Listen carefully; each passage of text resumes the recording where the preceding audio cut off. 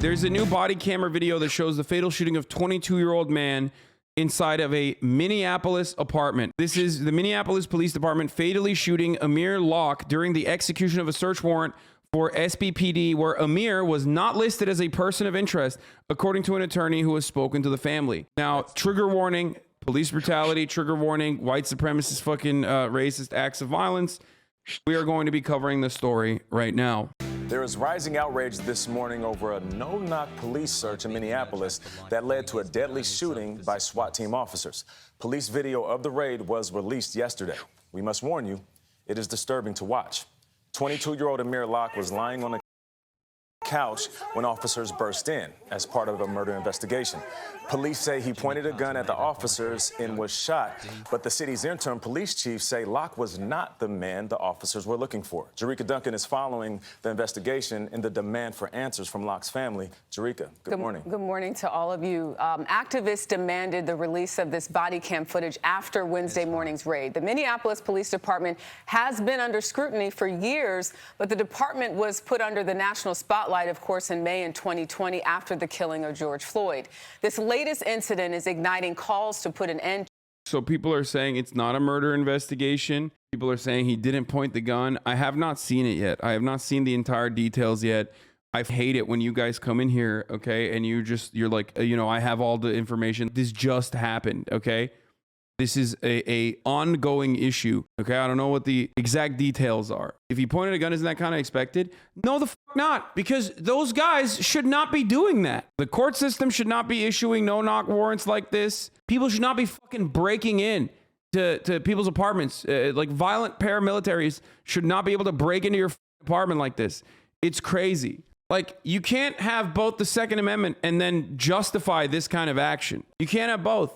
They should if they are criminals. Okay, well, what happens when they're not? What happens when they're not under the active investigation, when they're not covered by the search warrant, but now they're fucking dead? You know? You're just sitting at home, you have a gun, and they just blast through your fucking door. What are you supposed to do? Like, the idea that we still have no-knock warrants is absolutely insane. It's just a way for fucking hoorah dickheads to operate like John Rambo, okay? These fucking roided up freaks literally get off on doing these no-knock warrants and shit. Like, it is so, it's insane, okay? Motherfuckers on Twitter are already trying to find if he had priors. I hope they get no-knock warranted, honestly. Like, every time I hear a story like this, when a dude just gets fucking clapped by the police department at his own fucking house, okay? At his own home, sitting on his own couch. And people are like, well, were there priors? Let's try to fucking figure out you know, if we can justify this from the media point of view. You are a piece of shit. You are bloodthirsty. You are violent. And I do hope that, like, you know, maybe one day you'll understand how fucking awful that is, okay? I spit on your fucking family, dude. Curse you and your 7 generations, okay? Anyway, so in the early morning hours of Wednesday, Minneapolis police officers gently placed the key in a city apartment door before bursting through the doorway yelling police search warrant, according to a body camera footage released by city officials Thursday night. In the seconds that followed, a black man, Amir Locke, apparently asleep and shown to be holding a gun upon awakening, was shot and killed. Police say he was not named in any search warrants before the entry, and attorneys for the man's family say he was in legal possession of his firearm. Police say the warrant was connected to a homicide investigation. Fatal shootings bring further scrutiny to the use of no-knock warrants and shines a spotlight on a police department that has faced criticism before. Hennepin County Attorney Mike Freeman announced Friday that he asked Minnesota Attorney General Keith Ellison to join in his review of the shooting. There's no justification for this. You can't do that. You can't just like fucking burst into a dude's house and then kill him because he has a gun. How about don't burst into the dude's house? How about fucking knock? It's crazy, man. It's completely unacceptable. To no-knock warrants, where officers can enter the premises without notifying residents.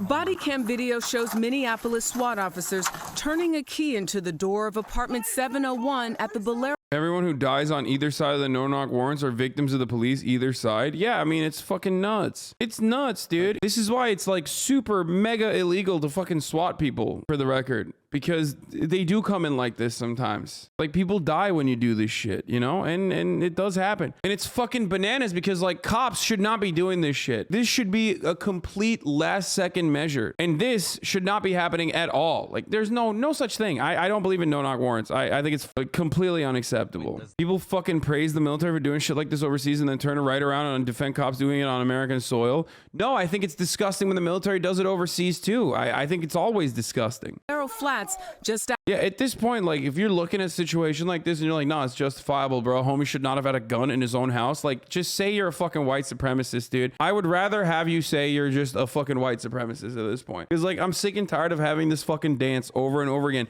Every time a black person does self-defense, unacceptable. Every time a white person does self-defense or behaves like a fucking cop, totally acceptable, totally justifiable. We get it, bro. You want to fucking preserve the integrity of the white race. Okay, got it. Not gonna happen. So you just like try to get your licks in anywhere you can, and it's usually just the most pathetic way possible, which is by defending a fucking violent, brutal, untrained, gung-ho paramilitary fucking exercising the only violence that is allowed.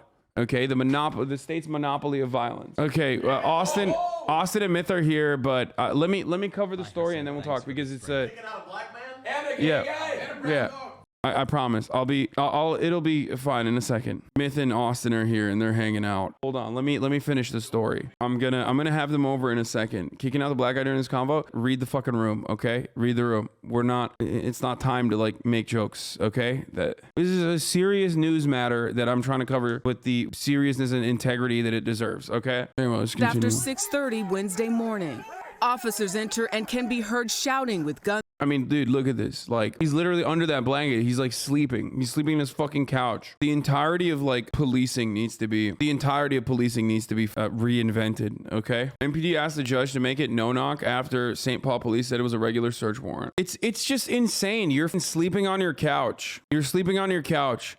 And violent paramilitary, like, they don't even fucking knock on the door and say, police, we have a search warrant. They literally get the key from your landlord. They unlock your door and they burst in and then they start yelling, flashing lights in your fucking face. I mean, this is why we get mad, or why people get mad at like Stalinist Russia. Why people get mad at the fucking KGB. Why people get mad at like all these authoritarian countries. You understand that, right? Like, you can't be fucking constantly talking about how fucking shitty China is and how shitty Russia is and how shitty all these other countries are, and then when this is happening in our country, in our fucking backyard, to our brothers and sisters, you're like, I don't know, seems justifiable. I'm gonna find any way and every way I can to fucking justify this shit. It is mind-boggling that the government is allowed to just do home invasions. It's mind-boggling that the government is allowed to fucking kidnap you. It's mind-boggling that the government is allowed, without any sort of prior, like, actual research and proper protocols and proper sign-offs. Like, the way that the sign-off system works is insane. You just go there and you're like, listen, we're all buddies. We're all buddy-buddy. Give me the fucking allowance to do this. Like, I want to be able to execute motherfuckers. Like, that's crazy. That's crazy. That's completely unacceptable. This should not be a fucking tool in the arsenal of the police force. Amir Locke carried a handgun because he was a DoorDash driver, and with news of increased carjackings, he wanted to protect himself while doing DoorDash and make sure that nothing happens to him.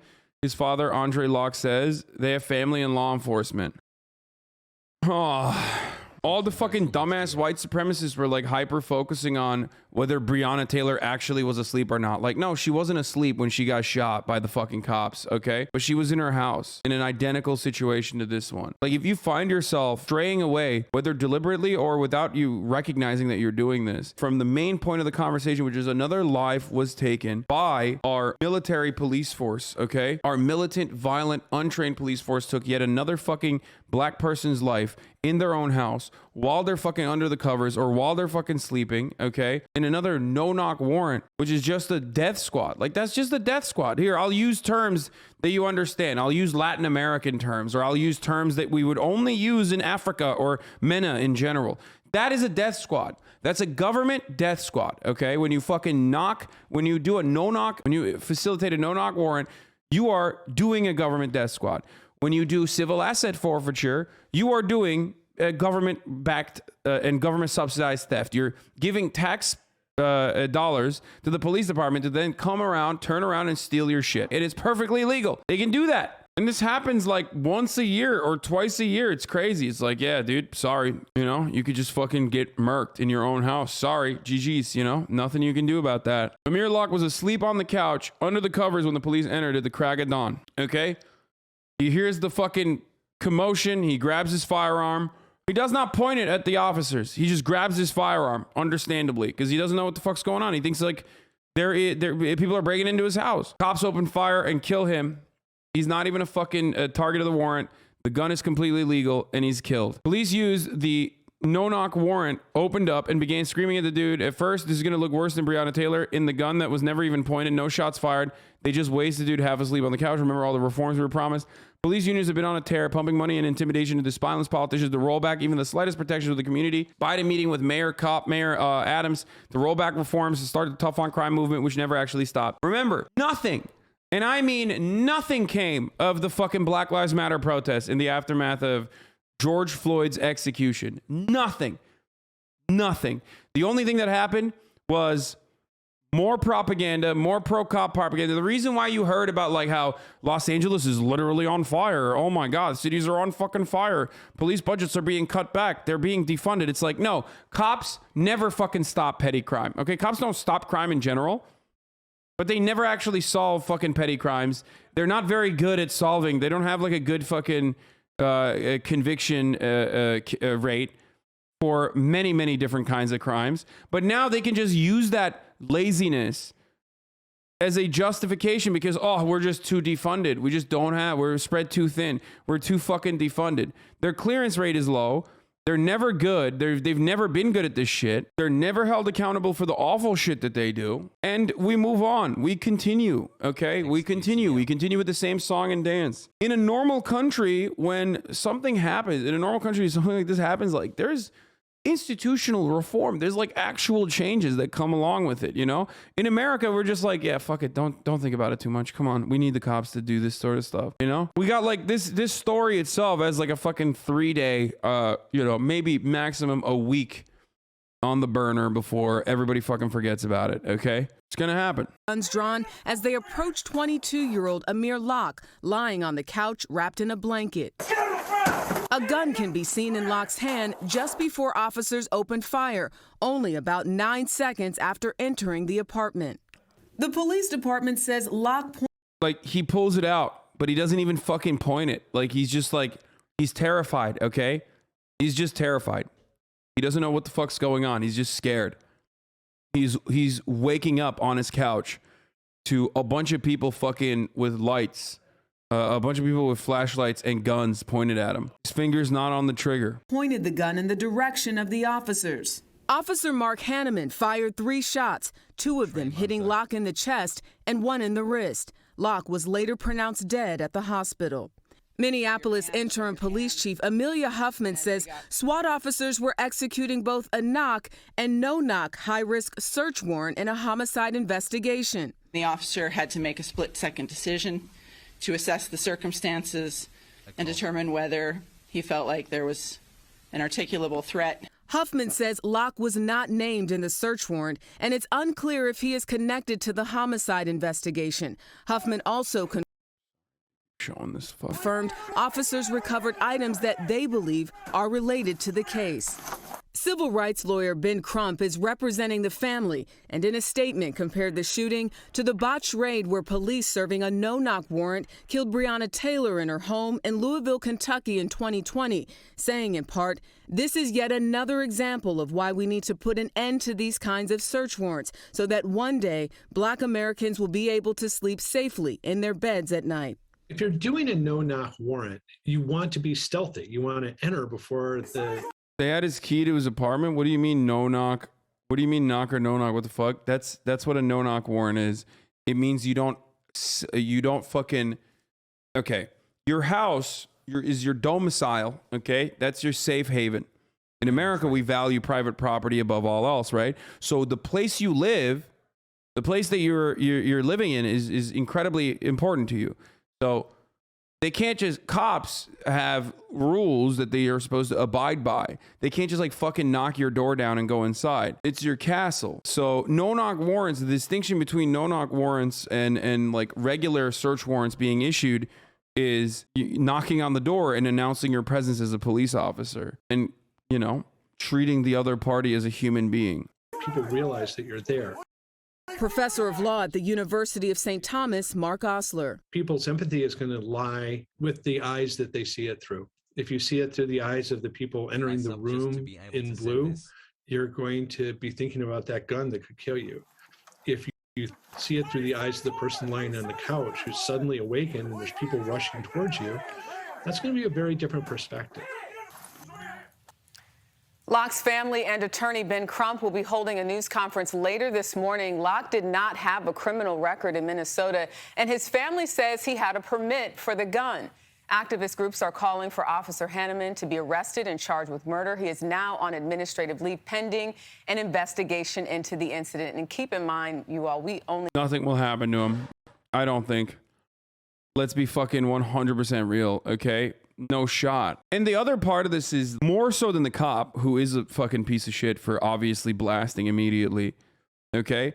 But there is another part that is at play here. There's a larger problem here than putting this fucking hopped up, steroided psycho with a gun and like very little fucking training and no accountability into a situation where he's gonna, of course, blast. And that is the system itself.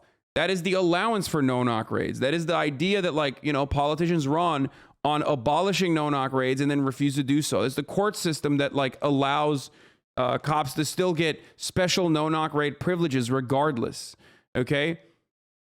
It's not meeting the fucking metric for a no-knock raid ever, and still being able to get it from specific judges that are tough on crime, okay? Like, of course, when, I mean, this is a powder keg. When you have like a 25-year-old or whatever the fuck, however old he is, okay, who has been trained to shoot and shoot to kill, that's what he's been trained to do his entire fucking life, 22-year-old, okay, like with very little training other than just escalation, you know, mag dump. And you put him in that situation where, like, he's excited. This is like an exciting opportunity. This is just like Call of Duty. This is just like Rainbow Six Siege. Okay? No, I'm not talking about the cop. I'm not talking about the kid. I'm talking about the cop. The one that shot and killed the 22-year-old, Amir Locke. I wasn't talking about the victim. I'm saying when you put cops in a situation like this, okay, the system is at fault as well. Of course he's going to fucking blast. Of course he's going to shoot. That's what he's been trained to do. Hey, if you like this video, please subscribe and hit that bell so you don't miss out on any future videos.